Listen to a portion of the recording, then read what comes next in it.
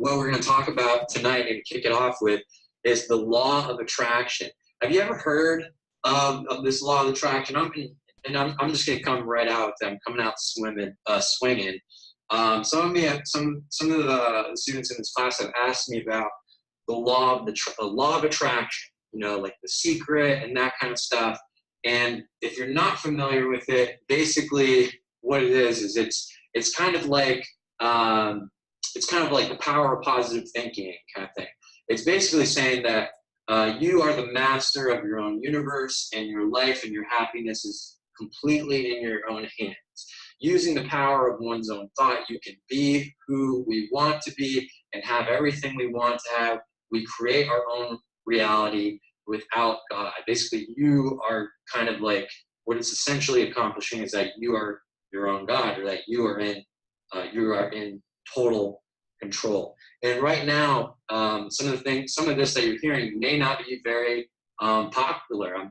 It might not be clicking with you right now. So I want to share some stuff with you more about this. And the reason we're talking about this is because this is one of the biggest traps and just areas of deceit that Christian business owners can fall into, including myself.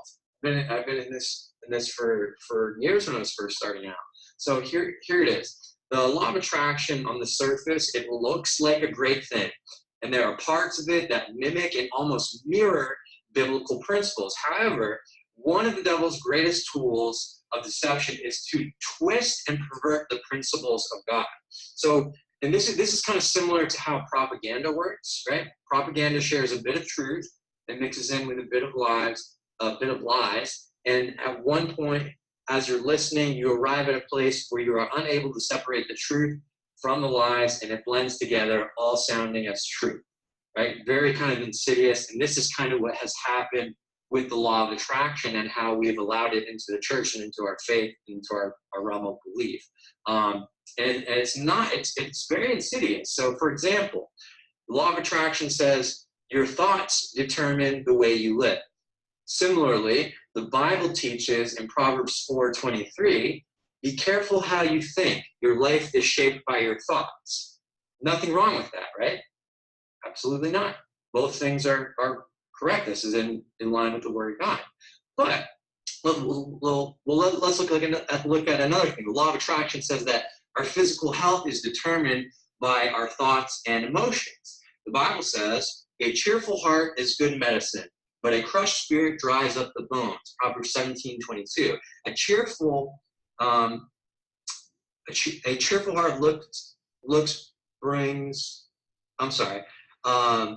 cheerful look brings joy to the heart, and good news gives health to the bones. Proverbs 15:30.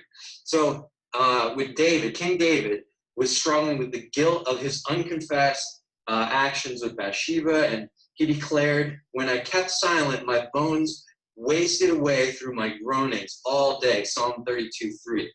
So our thoughts and feelings do have impact on our physical well-being. However, this is due to how God designed our bodies, not because of our connection with a universal energy force and our negativity or positivity attracting negative or positive physical symptoms. It is just how God has created us. And we have the biblical verses here backing that up, right?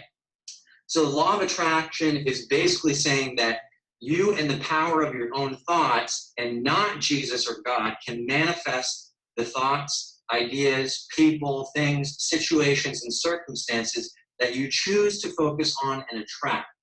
Now, the law of attraction incorporates many biblical principles, but takes God out as the source. It disregards and does not acknowledge God, but changes everything to a pantheistic view of God, meaning like everything is God, or the universe, or a positive energy force, a higher power. That's kind of what that's meaning.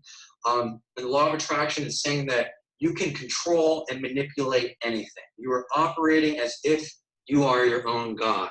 And guys, what I'm doing right now is I'm kind of expelling what is behind the law of attraction and exposing it for what it really is. Okay, so I realize that this is something that you have been subscribed to for a while. This might be uncomfortable for you right now, so I encourage you to, really seek the Lord's peace as we're diving in through this. Okay, so so you are no longer going to God for the things of life, but you're putting your foot into the world of another spiritual power that is not Jesus. Okay, so some people are even deceived, saying the law of attraction is biblical because of some of the same correlations it has in the Bible, right?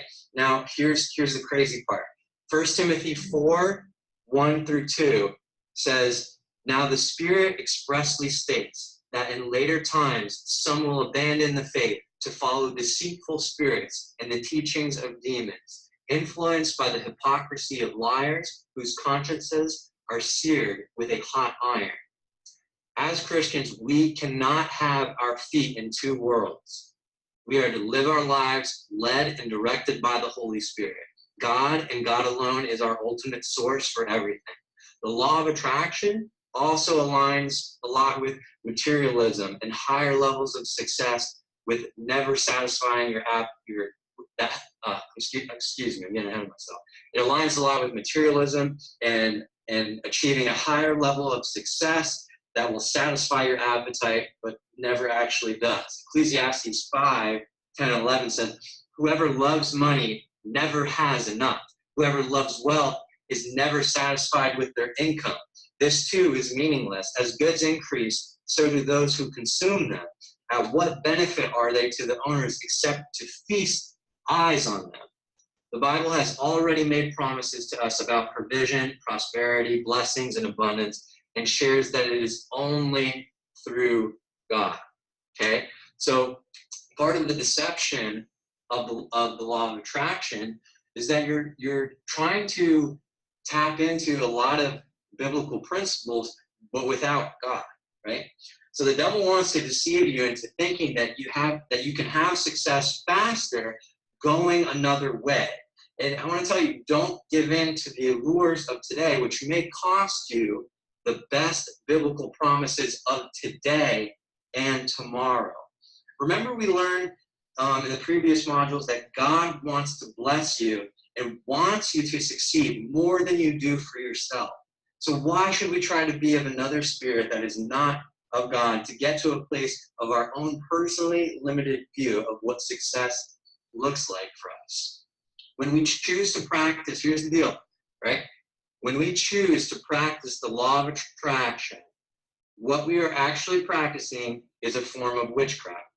Okay, so I'll explain. Under this practice, you are coming into agreement with demonic forces. When we're doing this, we don't necessarily know that is happening, or like, I'm not doing that intentionally. What are you talking about? It's freaking me out. But what you're doing without even knowing it is you step back into the ways of the world and go under the prince of the power of the air in Ephesians chapter 2:2.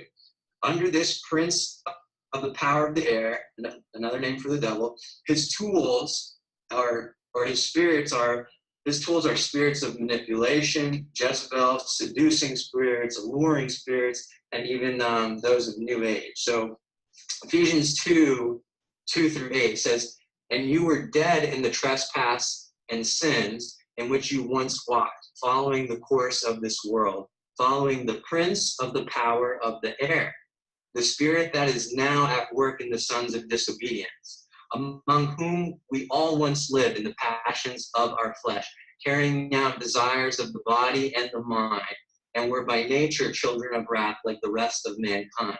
Okay? But we are not under that anymore. When we practice the law of attraction, we submit ourselves back under that sin and back under that prince of the air, the devil there, right? It says, we're going in verse 4, but God being rich in mercy because of the great love with which he loved us, even when we were dead in our trespasses, has made us alive together with Christ. By grace you have been saved, and raised us up with him and seated us with him in the heavenly places in Christ Jesus, here's the kicker, verse 7, so that in the coming ages he might show the immeasurable riches of his grace and kindness towards us in Christ Jesus. That is not just salvation, that is here and now. His desire is not that we would team up with the devil without knowing it and practice the law of attraction, but that we would experience the immeasurable riches of his grace and kindness, as it says in verse 7. The law of attraction also operates under the assumption that you are a limitless being. Now, that sounds great, right? Like, who would want to have limits? We often like kind of cheer that in entrepreneurial world, right? You're limitless. You can do anything, right?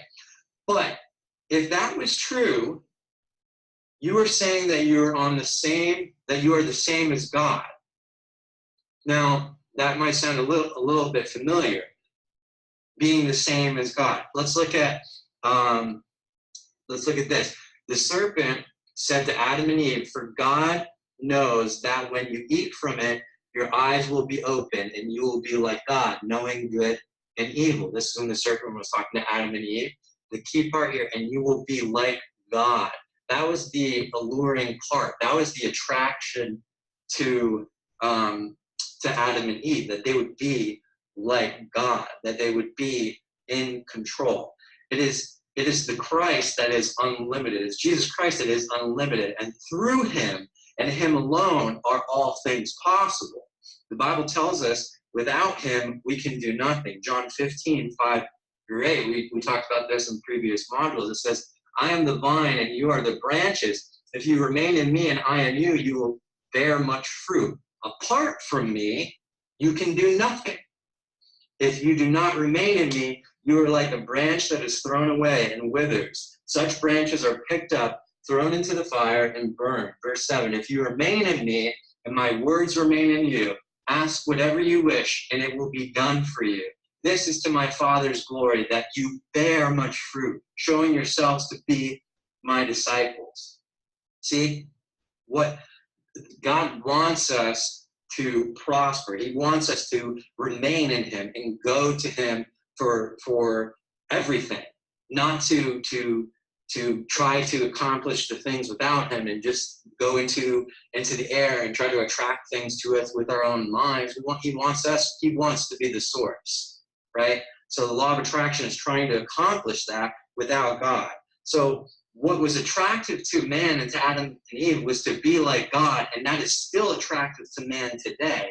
And that is why we fall under the allure of the law of attraction, the illusion of power and strength of being in control.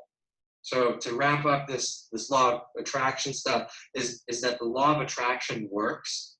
It works to attract you away from the principles of God and into the counterfeit power of witchcraft and the idolatry of being your own God.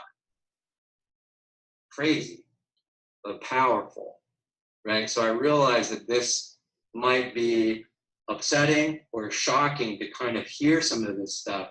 And if you're not on board with this right away, that's okay, right? If this is something that is kind of really messing with you, what I'm saying, bring it to the Lord. Ask him for clarity. Ask him for wisdom. Ask him to further show you truth, right?